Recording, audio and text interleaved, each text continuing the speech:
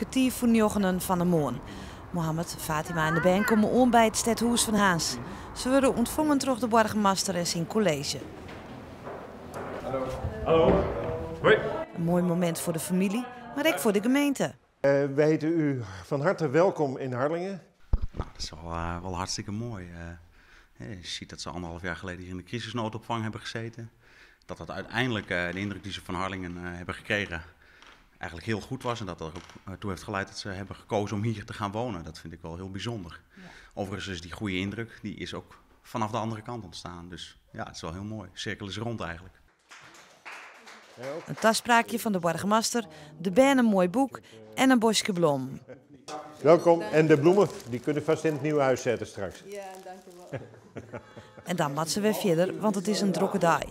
De kaai van het huis kan ophellen worden. Expand. Eindelijk is het Safir. Plaats. Dankjewel. Ja, het is heel mooi. Finally, after 1 year and a half, we started to have our special life. To feel ourselves we can do something in Netherlands. Maybe to give thanks back to Netherlands. It's first step. De eerste stap. Ja, eerste stap. Ja. Maar een meewerker van de Wenningbouwvereniging en een vrijwilliger van Vlechtelingenwerk wordt het huis besjoen. Ek de Lietse Hoeda is nieuwsgierig vanzelfs. Want nog heel wat barren, maar Mohammed en Fatima binnen blied. This home is mooi and nice place, nice street. I wish to find it nice also.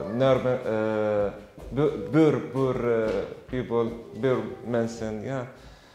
En Fatima? Ja, het is goed. Het is een nieuw huis, new life. Ja. De handteken is zet en dan weer naar het gemeentehuis om in te schreeuwen in de burgerlijke staan. De gemeente Haans voldocht weer een stukje aan haar taakstelling. In 2016 binnen er 41 vluchtelingen opname. Dat wie wel een hele put, maar het is slag. Ja, als je kijkt naar bijvoorbeeld de woningbouwvoorraad in Harlingen, zijn veel eensgezinswoningen. En dan komen er alleenstaande mensen. En dan zou het zonde zijn om een groot huis aan een alleenstaande toe te bedelen.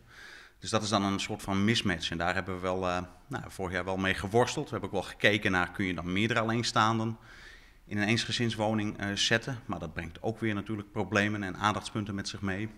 Dus dat is wel een hele worsteling geweest. Voor 2017 is het wel zo dat de druk er inmiddels wel vanaf is. Dus de taakstelling is wel echt de helft lager dan vorig jaar. Dus ik verwacht dat we dit jaar met meer gemak aan die taakstelling zullen voldoen.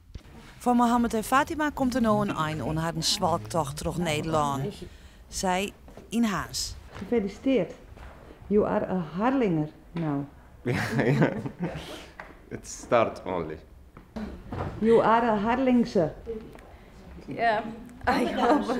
Een oude zoon. Een oude zoon. Een oude zoon? Ja, niet? Oké.